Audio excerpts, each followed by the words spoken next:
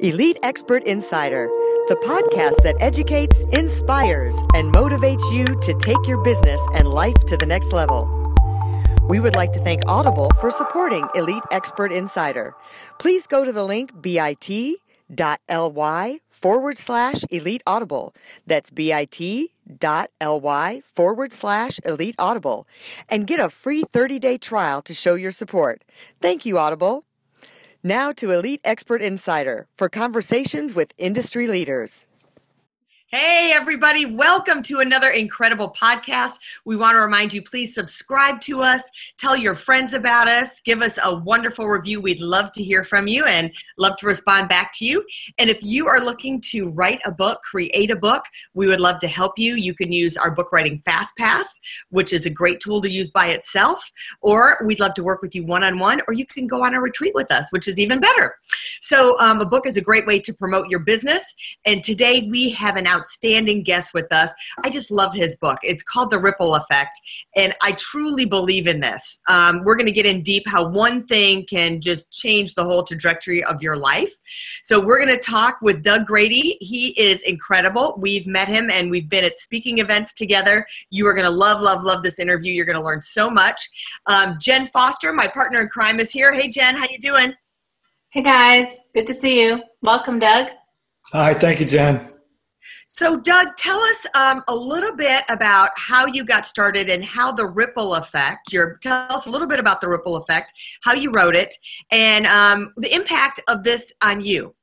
Yeah, well, first of all, I wish I would have known you and Jenn before I wrote the book, because I made quite a few mistakes, not so much in the writing process, but just in the publishing process and the editing. And I could have saved a lot of time and energy and money if I'd have known you fine folks before writing that book or during writing that book. And not to mention the fact I've thoroughly enjoyed hanging out with you and getting to know you through various cities and stages that we've shared. So thank you so much for having me on. I really appreciate it. Hey, it's our pleasure. It's our pleasure. So tell me, how did you come up with the concept of the ripple effect? Was it something that happened in your life that profoundly saw that the change this could make? Absolutely. The subtext is that one simple choice can change the course of your life. And so it was a time in my life when I was struggling in every area. I mean, I was physically in the worst shape of my life. I was mentally off. Every area. Financially, I was heavily in debt, and I'd experienced some success in my life. I'd been in this industry at that time for probably 14 years. At the current time of the depths of my despair and this massive storm I was in, I was actually the sole owner of a personal and professional development company called High Achievers. So think about the irony after sharing the stage with some of these incredible speakers, with people like Brian Tracy was a mentor of mine, Jim Rohn, Jack Canfield, Les Brown, and still I just ended up stuck in every sense of the word. And it was through a lot of pain and soul searching that I ended up making one initial choice that eventually transformed my life. That initial choice was a commitment to physical exercise. So I just made this commitment, and eventually it didn't happen overnight, but through this one choice, it created a ripple effect in my life, in literally every area of my life: my faith, my family, my relationships, my finances, the business, my whole career and speaking changed through this because I wrote a book about it. And now that's what I talk about. So it's change begins with a choice. And many people, even when they're confronted with simple choices, they simply stay stuck. So what was the choice that you had? Walk us through. So you decided you're in this big funk, which so many of us find ourselves there, even if we are positive thinkers. Sometimes life just crashes down on you and you're in a situation. So you made this choice to start to take care of your body first. And I think that's so important, because if you're not physically fit and don't have the energy to get yourself to that next level, everything starts to even crumble from there. So what did you do specifically fitness-wise that you started to make that commitment, and what did you start doing on a daily basis? You know, it really wasn't the what, it was just it was purely the commitment. What happens when people get stuck, or I'll speak for myself, when I got stuck, just like success has a cycle going up, failure has a cycle of going down. And so when you get stuck in this muck, it feels like your choices don't matter because you try and it doesn't work out, and then you try, it doesn't work out, and then you try, it doesn't work out. And so it's in the trying, it's the consistent trying that makes the difference. It's the consistent doing. I tell people, I speak with people that struggle now because I feel like I've got some experience in that area. And I say, look, you may be here a long time. It sucks until it doesn't suck. So you just got to do stuff to make it suck less while you're in that suck. And so for me, it was just, I got to realize what was missing in my life. And it was this thing called integrity. I mean, there was a person I said I was, this person I portrayed myself to be on stage, this person who I thought of myself as, this person I was in the past that I just wasn't being. I wasn't being a good brother. I wasn't being a good son. I wasn't being a good uncle. I wasn't being a good businessman. My faith was off. And physically, I've been an athlete all my life, and that was off too, perhaps the worst shape I've ever been. And so when you get an integrity in one area, if you pay attention to it, it can impact other areas as well. So it wasn't the question of I'm going to do 20 sit-ups a day, or I'm going to run 5 miles a day. It's I'm going to do something for 30 minutes every day, anything for 30 minutes a day. And so it was doing the anything and figuring out where I got stuck and tried to let myself off the hook like I'd been doing for quite some time at that point, getting through that stuckness. The starting point, I don't know if I wrote this in the book or not, but it's one of the principles of a ripple effect. The starting point of becoming unstoppable is realizing how and where you get stuck. And I was getting stuck all the time. So when you can get to that sticking point, and in the words of my dad, the most famous words in the book, do it anyway, you begin to get unstuck whether you feel like it or not. So it's doing those things that are consistent with just one thing that's consistent with the person you can be, but maybe aren't quite yet. You start doing that every day for a period of time. Eventually, things start to shift. Yeah. Do it anyway. I like that. Yeah.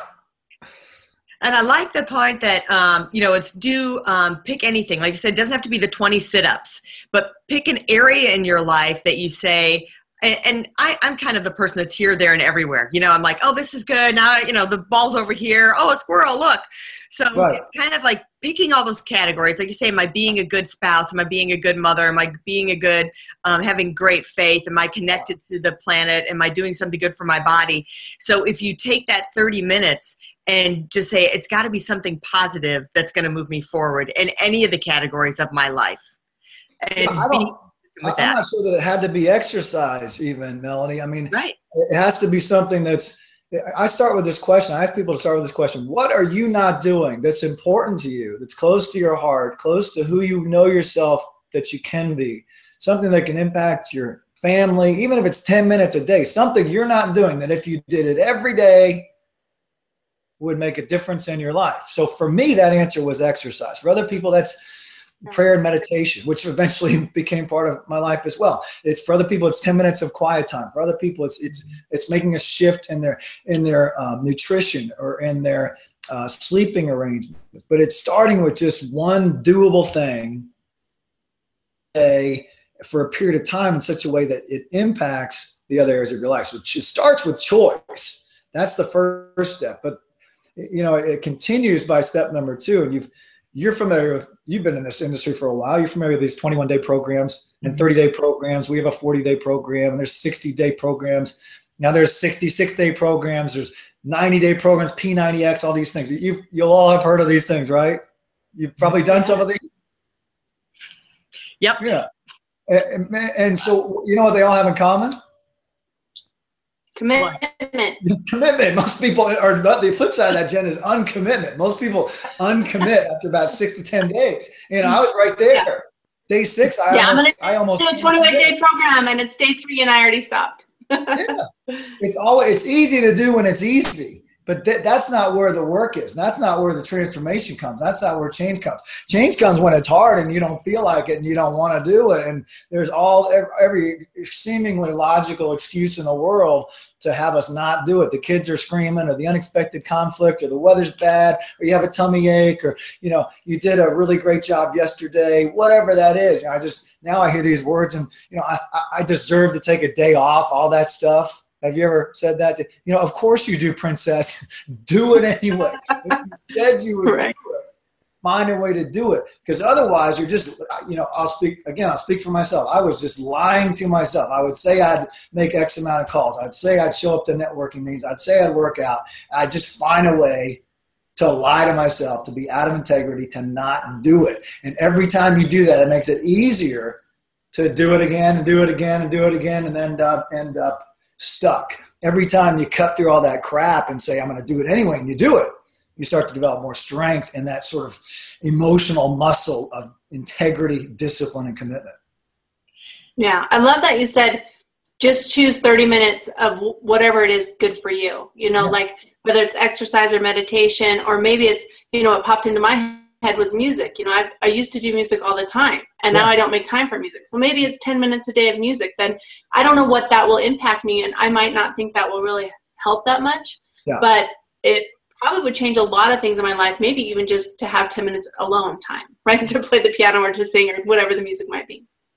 You never know until you do it. And if that's something that's important to you, that's in your heart, if you give it a go and you commit to that, whatever term it is, if it's 30 days or 40 days or 60 days, it's important to put a term on it because, one of the problems with New Year's resolutions is the brain can't get its head around, I'll do this. We're coming up on New Year's resolutions. Everybody's making their New Year's resolutions. But one of the problems with this is the brain cannot get its head around, I will do this every day for 365 days.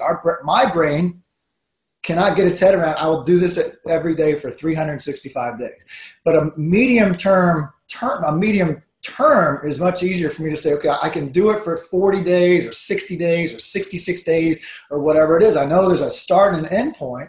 At the end, I'll reevaluate. So I commit to that. And step number 2, which we've been talking about, is you got to stay the course. So you choose, you stay the course, and that's a good start. You choose and you stay the course is a good start. And that's where most personal and professional development programs, that's where they live. They live in choosing and staying the course.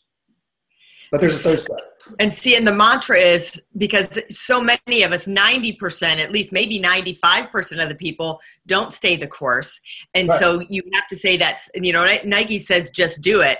And you're saying, it's like, man, I kind of feel punky today, but I need to just do it anyway. Right. Man, I didn't get enough sleep last night. I need to do it anyway. So it's kind of just making sure, because I think that's it's an excellent tool for those of us who fall off the bandwagon. Yeah.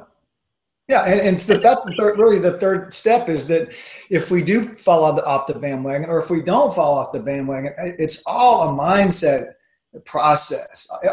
Transformation really is in our minds. It's disguised as doing, but it's really a mindset process disguised as a doing process. So, if all you do every day is you say, okay, if in the case of physical exercise, I'll show up to the gym every day for 30 days or 40 days or 6 weeks or whatever it is. If you do that, something good will happen, right? I mean, there's a pretty good chance that something's going to shake out.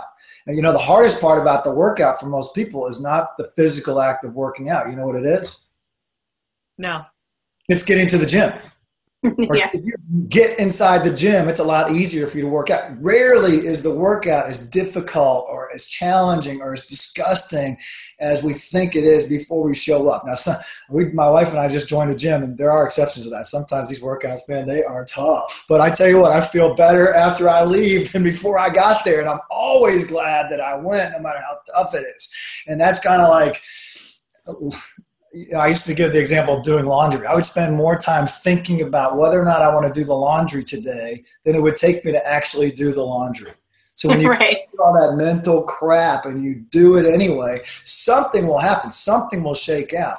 But the real value is not just in the doing. It's in step number 3 to ripple effect, which is paying attention to the impact of this choice in every area of your life. That's really where transformation happens. And that's where the ripple effect really lives, is in this paying attention to the impact of our choices. I love that. Paying attention, being present, and understanding what your choices have affected you, how they've affected you. Yeah. For just the last 3 days, maybe I've made a recommitment to journaling. We had a man do 40 days of focus, and this is going to sound absolutely extraordinary. Really, it is. And this man, his commitment was journaling every day, which I've done from time to time through the the last 30 years, but I haven't done it in a while. His commitment was to journal. I think it was 30 minutes every day in the morning over a cup of coffee, just whatever came to his mind. Eventually, let me be very clear, it was not in 40 days, but eventually this man lost 92 pounds, and he gave the credit to journaling every day for this 40 days of focus. And he says, I can't logically or scientifically explain this, but in his words, we have a video interview with him. He said somehow when he got it out of his head and into a journal, he removed the excuses that took him out of the gym, or the excuses that made him overeat, or the excuses that caused him to just be the way he was being unhealthy. And so I made a recommitment to journaling. And I found that it's already started to impact kind of how I feel, and sort of set up my day more effectively and have a more clear mindset as I go into my work day or my day with my wife or whatever it is. So it's only been a few days, but we all have disciplines that we've done in the past that have been effective for us. Like for me, it's exercise is a huge one, or planning my day in advance that we just let go of. And then that discipline impacts our life when we don't do it just as much as it does when we do it. So I try to just help people take one little thing. You mentioned that, Jenn, I believe this just sense of overwhelm. I mean, there's never been so much demand for our attention. There's never been so many opportunities and applications and websites and people and resources that can expand our business. And, you know, I'm from the South. There's a Waffle House hash brown that they call scattered, smothered, and covered. Have you heard of this? Melanie's probably heard of this. I mean, this is how we end up going through life. We're scattered, smothered, and covered. We just can't put any more on our plate. We just can't take it anymore. So if you just dumb it down in a bite-sized piece, one little thing that you can do, bite off every day for a period of time and reassess how that affects everything else, that's how shifts begin, in my humble opinion and experience. Yeah. Well, I love what you said. I was just going to say, I love what you said about the pen to paper. You know, journaling and writing things down and taking, even if it's 10 minutes or 30 minutes, just writing what's in your head down before you go to bed or when you wake up, and writing in that journal, it changes things. Like you said, you know, that guy has a transformational story because he decided to write stuff down just simply while he's drinking his cup of coffee. And he did a form of what, I'm sorry, go ahead. And ironically, Jenn and I have a whole suite of journals, inspirational journals. So if you're looking at journals, check us out on Amazon. We have some really beautiful journals for you to get started in that inspire you and help you to write and set your goals for the day. Fantastic. Yeah, what my friend did was a form of what Julia Cameron wrote a book called The Artist's Way. And one of the, it's not just for artists, it's for executives and for business people and for CEOs and for, including, you know, but not limited to actors and artists. And at the time I was doing some acting, that's when I picked it up, but it's just as relevant now as it was back then. This strategy, all it is you get out your journal, you write free flow thought for 3 pages. And you just write whatever you're thinking in your head for 3 pages. And this is a version of what Bruce did. He just wrote whatever it was in his head. If it was, you know, an expletive, he'd write that down. If it was something happy or a bird flying or a lawnmower in the background, he'd just write free flow what it was. And through that process kind of clears the mind and opens up this creative, this sort of power within us that's shielded when we've got all this stuff in our head. That's not a really eloquent remark about it, but that's kind of the general gist of this. So that book's called The Artist's Way. It's an awesome book.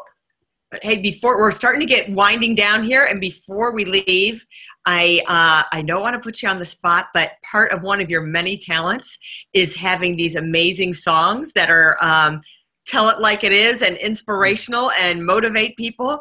Would you share a little song with us today?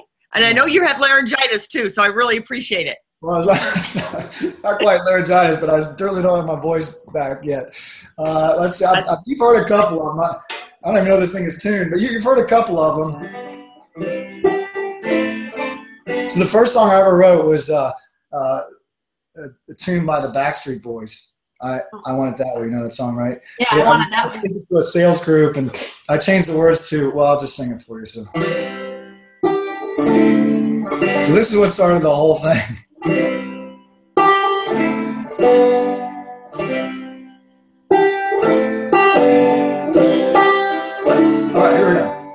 You are my prospect, the one I respect. Believe when I say I want a sale today. Tell me what I have to hear objections. Tell me what I have to feel rejection. Tell me what I always have to hear you say. You'll call me Tuesday, 'cause I want it today. So I just played that song kind of as a joke, and I had a couple of key people. Beautiful. I just had a couple of key people really encourage me to put that as part of my workshops, and you just never know. And something, I mean, that was one simple choice that changed my business life, and it's also changed my personal life. And Jenn, you've talked about a love for music. There's nothing I enjoy more than just sitting around and playing music with friends. It soothes my soul. It may have never even got into, but for me, it got from business into personal.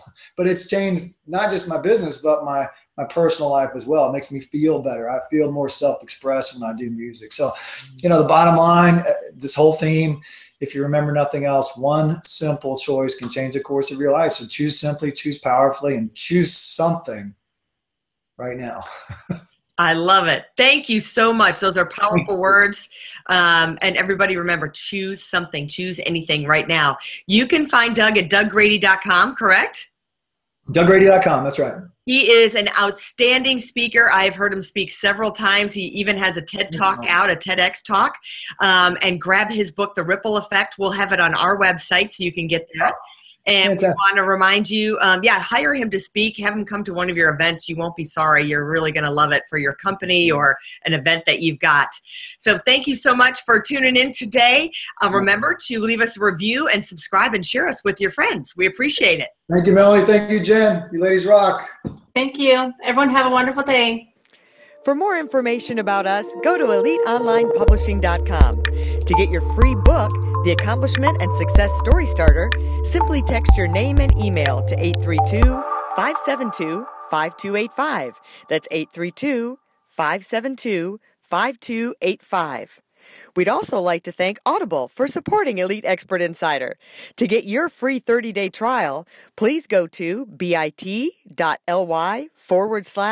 Audible. That's bit.ly/Elite Audible. And get your free 30-day trial to show your support. Thank you, Audible.